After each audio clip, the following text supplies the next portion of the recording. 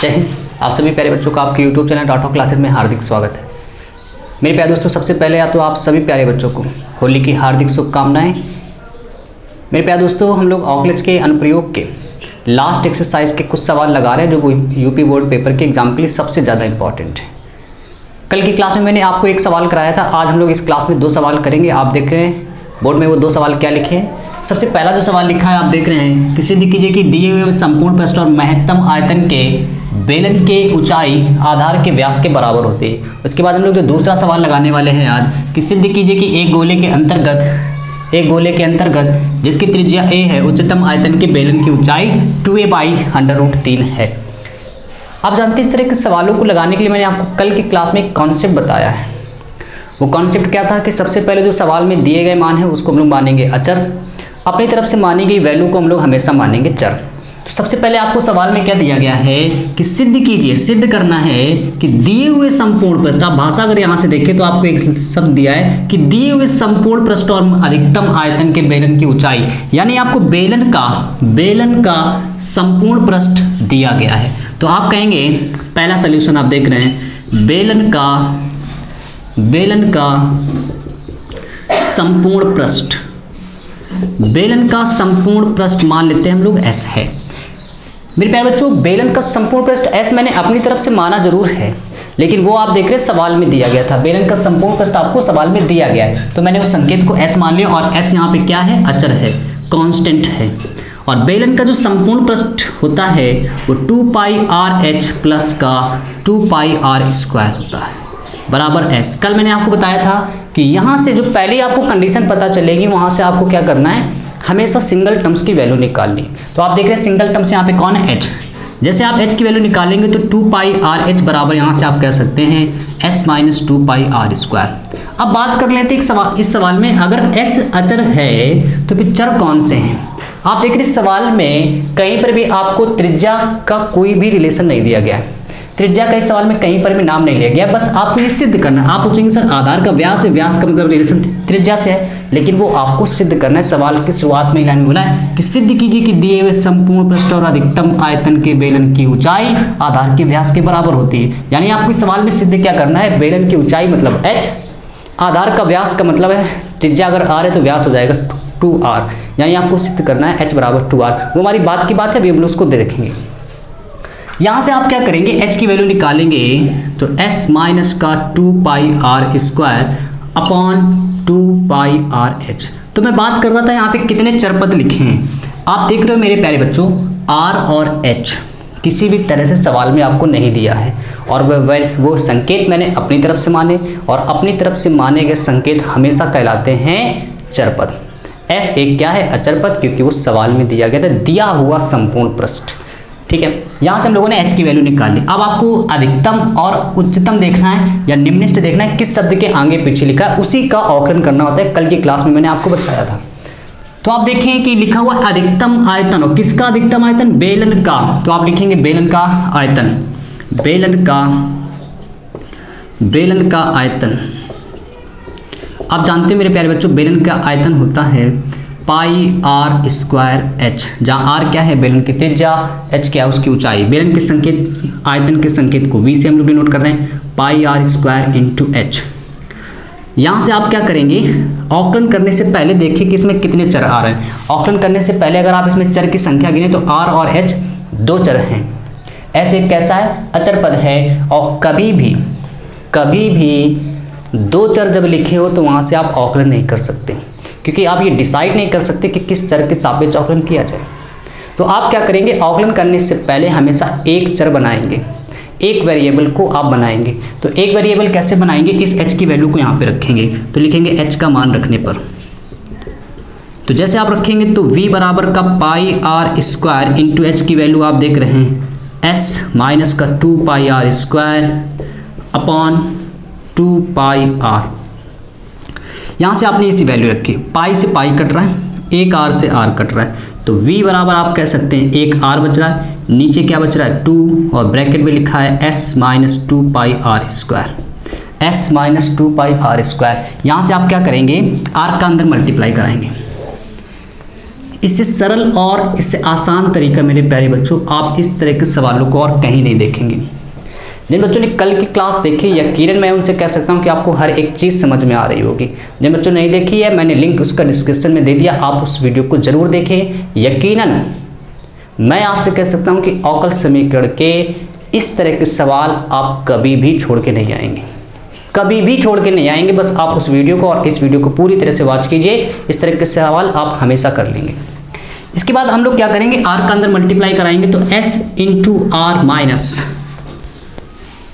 2 pi R की power 3 यानी कि क्यूब, आर का अंदर मल्टीप्लाई। अब आप देखिए सवाल में कितने चर लिखे हैं, क्योंकि s एक अचर पद है, r एक चर पद है, क्योंकि वो मैंने अपनी तरफ से अक्षर लिया था। कौन से अक्षर लिए थे, r और h।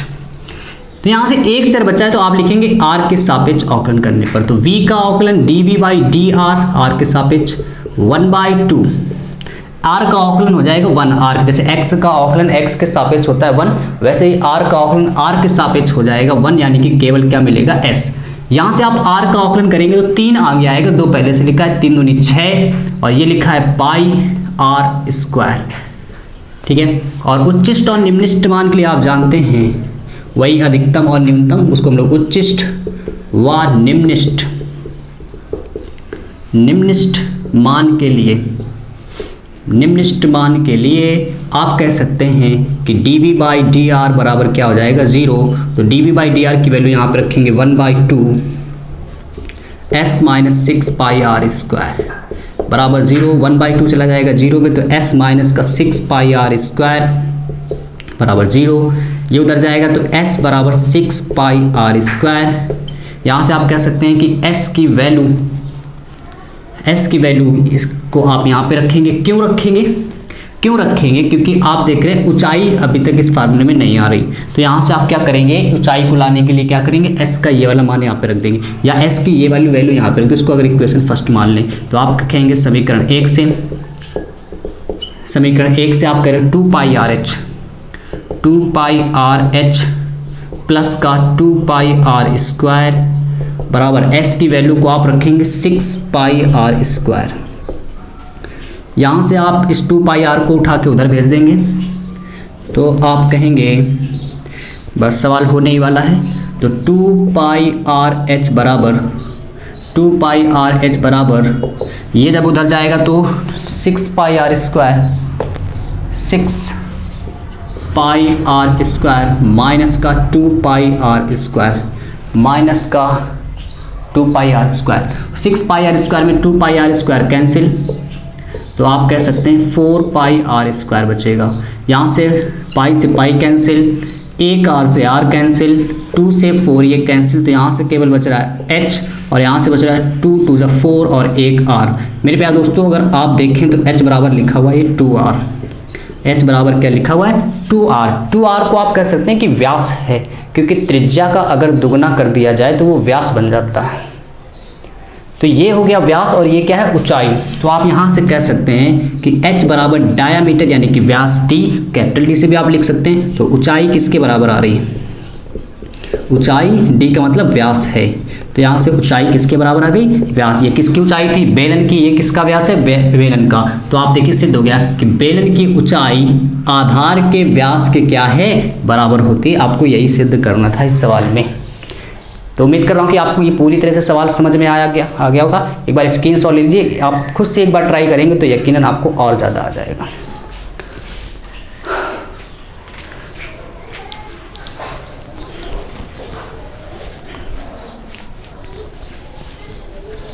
चलिए अब इसके बाद क्वेश्चन नंबर 2 क्या लिखा है एक बार उसको भी समझ लेते हैं। क्वेश्चन नंबर 2 देखिए क्या लिखा है, बहुत बेहतरीन क्वेश्चन था ये वाला।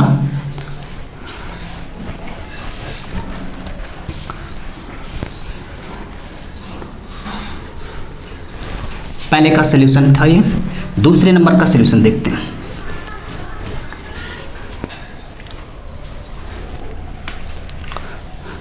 क्वेश्चन नंबर 2 का सलूशन देखिए, लिखा हुआ है कि सिद्ध कीजिए कि एक गोले के अंतर्गत सबसे पहले आपको कहा गया गोला, तो आप लोगों ने एक बना लिया ये गोला।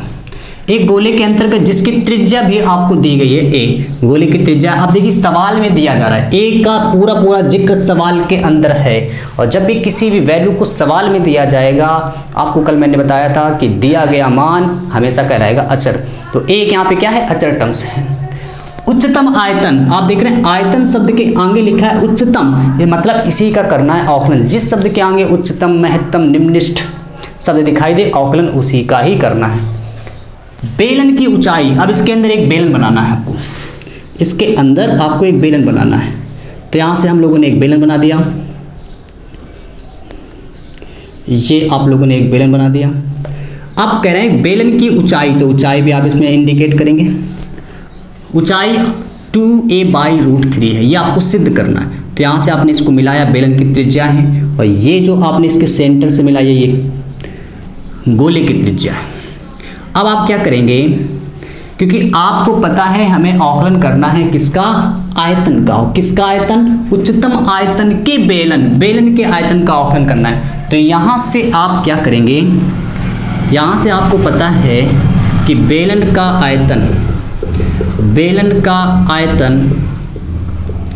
होता है πr²h।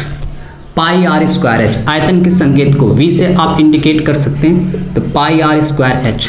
यहाँ से आप देखो मेरे प्यारे बच्चों, r और h दो चर हैं, और मुझे पता है, कंफर्म पता है कि औकलन भी मुझे आयतन का ही करना है। लेकिन आयतन करने से पहले हमेशा वहाँ पे एक चर होना चाहिए। लेकिन इस सवाल में दो चर लिखे हैं, कौन कौन से, r और h। क्यों ये r और h चर हैं, क्योंकि सवाल में आप यहाँ से यहाँ तक देखें, किसी भी तरह से आपको r और ना ही h का संकेत सवाल में नहीं दिया है। वो मैंने अपनी तरफ से r और h माना है। यहाँ से r और h, इसका मतलब है मानी गई वैल्यू हमेशा क्या कहलाएगी, एक चरपद कहलाएगी। सवाल में आपको जिक्र किसका किया जा रहा है, a का, इसका मतलब ये कैसा है, अचर है। अब हम यहाँ से दो चर जो लिखे उसको एक चर बनाएंगे। अब वो कैसे बनाएंगे, इस बात को यहाँ से देखिए। आप मान लें कि ये जो एंगल है वो थीटा है, और थीटा से जुड़े लाइन में हमेशा क्या आता है, कॉस। ये मैंने आपको बहुत अच्छे तरह से बता रखा है कि थीटा से जुड़े लाइन में आता है कॉस। कैसे आता है, ये भी सीख सकते हैं। ये क्या है, आधार, ये क्या है, कण। आधार बटे कण लगाओगे, आधार बटे कण कॉस थीटा, थीटा की वैल्यू थीटा ही कण।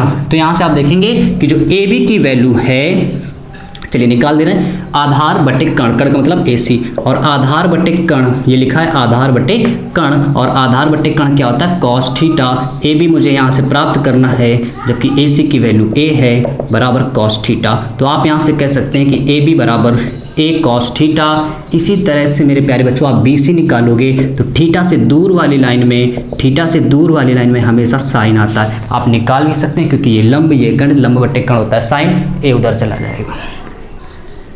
यहाँ से AB जो है वो बेलन की क्या है, रेडियस है। तो ये R के इक्वल हो जाएगा बेलन की रेडियस के।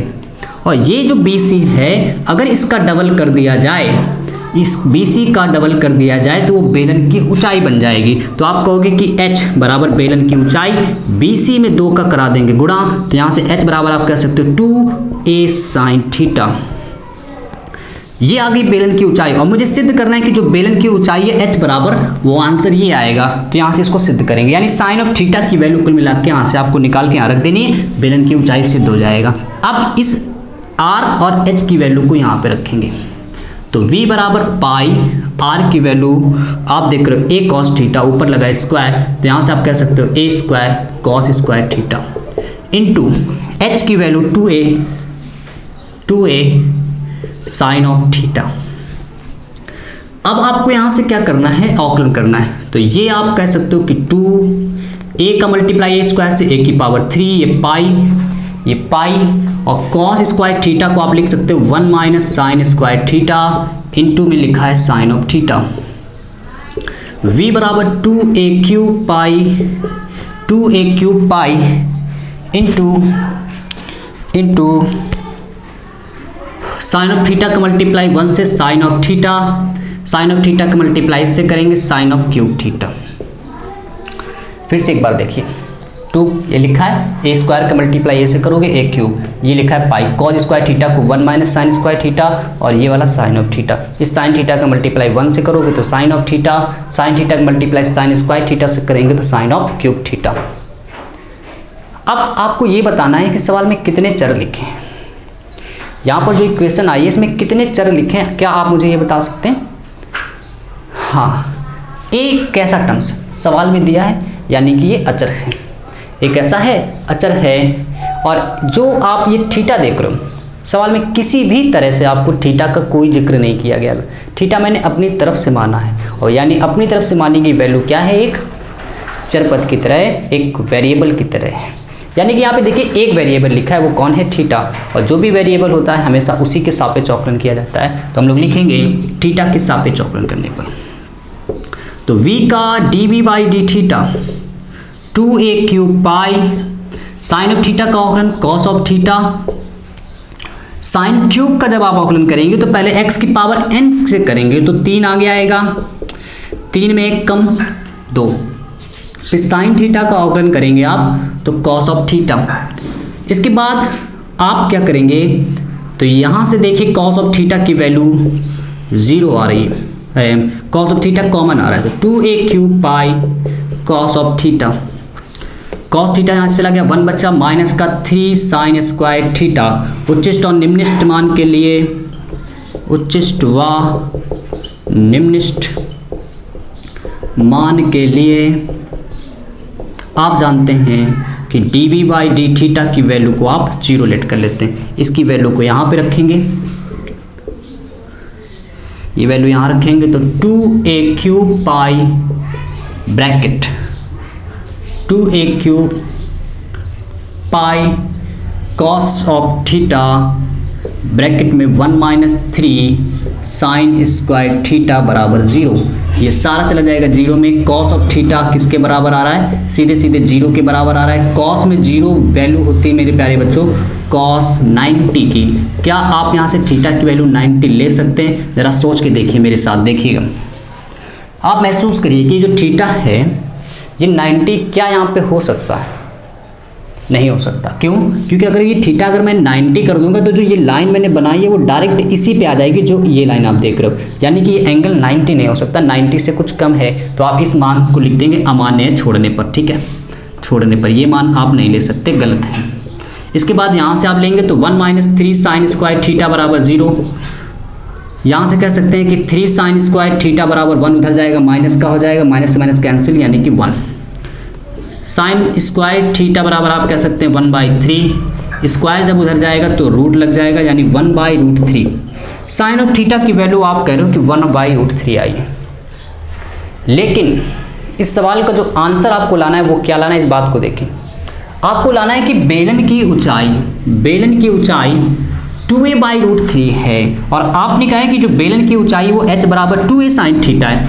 आप कह सकते हो यहाँ से कि बेलन की ऊंचाई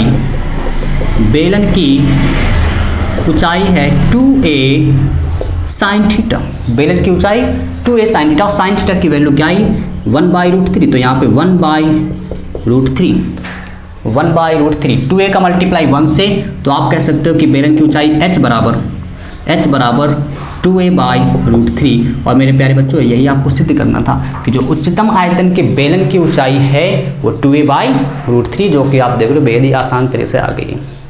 तो आप देख रहे हो इस तरह के सवालों को लगाने में आपको जो बेसिक कॉन्सेप्ट सबसे ज़्यादा लग रहा है वो है वेरिएबल और कांस्टेंट, चर और अचर का, जो कि मैंने आज की क्लास में भी आपको पढ़ाया है। जिन बच्चों को कम समझ में आया, यदि आप कल की वीडियो को देखते हैं तो यकीनन आपको और भी ज़्यादा समझ में आएगा। अपने मन से भी लगाने का प्रयास करें। इन सवालों को आप पहले स्क्रीनशॉट ले लीजिए, अपने मन से लगाइएगा। जब आपसे गलती हो एक बार फिर से देखिएगा मैंने गलती कहाँ पे की है, एक बार फिर लगाइए, यकीनन आप सीखेंगे ज़रूर। मिलते हैं मेरे प्यारे दोस्तों। हाँ, एक बार फिर से आप सभी प्यारे बच्चों को होली की हार्दिक शुभकामनाएँ। जय हिंद, गुड नाइट।